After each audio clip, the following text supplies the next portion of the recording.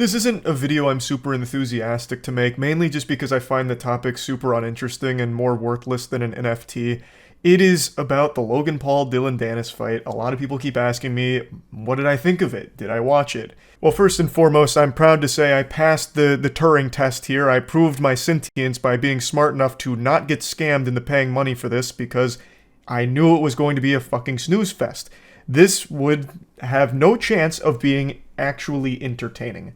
I dislike both fighters. I dislike Logan Paul more than I dislike Dylan Danis, but they're both scammers. But there was no world where Dylan would win this. This isn't anime where all of a sudden some super underpowered character can perform really well if he just believes hard enough. And I don't think Dylan even believes in himself. He was really just trying to make as much money as he possibly could in a short amount of time off the back of all this, and clearly didn't even try when it comes to training. And now he's throwing even more of a temper tantrum on Twitter about all of it. But there was no world where he was actually going to be victorious here. Which I feel like everyone aside for some brainwashed zombies knew would be the case. Anyone who knows anything at all about Dylan Danis knows that the only thing he is capable of delivering is shame.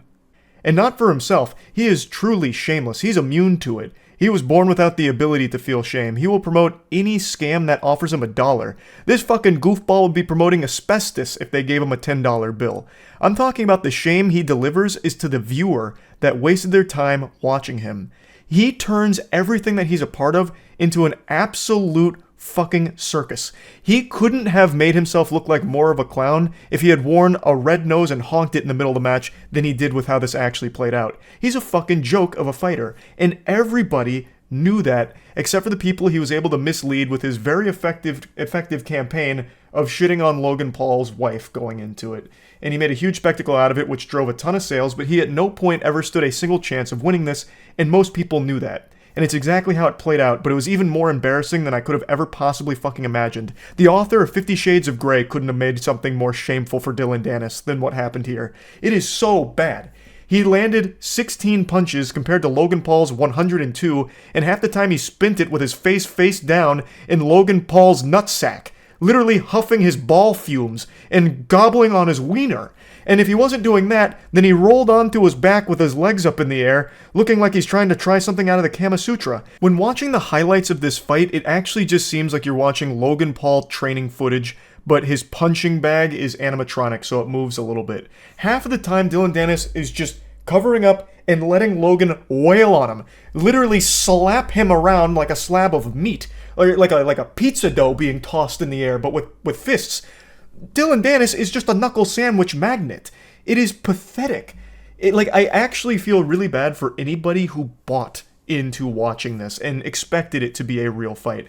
Dylan was so concerned with trying to get Logan into a headlock, which never happened, that he completely forgot that it's supposed to be a fight. So all he did was just sit there, smile occasionally, get blasted, and then, go to the ground to try and grapple with him, end up just fucking biting on his scrotum, then scramble back up. It was just so stupid. It was so fucking stupid.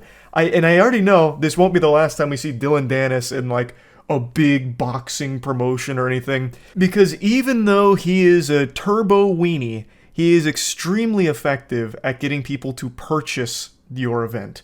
He's really good at trolling online. He's good at rallying people to his side, even though it's just complete hopium that he has even the slightest chance in these matches. And also, there's only a 60% chance he shows up to what he agrees to. He dodges more commitments than he did Logan Paul's punches. He ducked out of KSI's fight not too long ago, and I think there's just a great chance that if he agrees to something, he might not follow through with it. You're already gambling on if the event's even going to happen, but somehow he's able to, through really non-stop relentless trolling, get people to forget all of that and just believe in the magic like Disney World. They believe in him and they buy into it. So he's a great marketing tool. And not only that, he is a great stat booster. If this was an online video game, he would be banned for inflating other people's ranks. This is the kind of guy you just farm for elo. He goes out there, he gets brutalized. The opponent that brutalizes him feels good, looks good in front of the whole crowd, everyone laughs at the joke that is Dylan Danis, and he gets paid some money for helping inflate the other guy's numbers. It's a really effective hustle, and the cycle repeats. It's smart. I get why Dylan continues to play this role, and he plays it well. but that doesn't mean that it makes for entertaining fights nor worth the money to watch it. At the end of the day, it's the audience whose time was wasted, and it just sucks. Like, I don't think there's anyone that watched this fight and enjoyed it, unless you were there just to watch Dillon Danis make a fool of himself. In that case, you probably got exactly what you hoped for. So yeah, anyway, these are my full thoughts on the Logan Paul vs. Dillon Danis fight. Overall, they both suck, but Dillon Danis did lose this fight in a pathetic fashion. That's about it. See ya.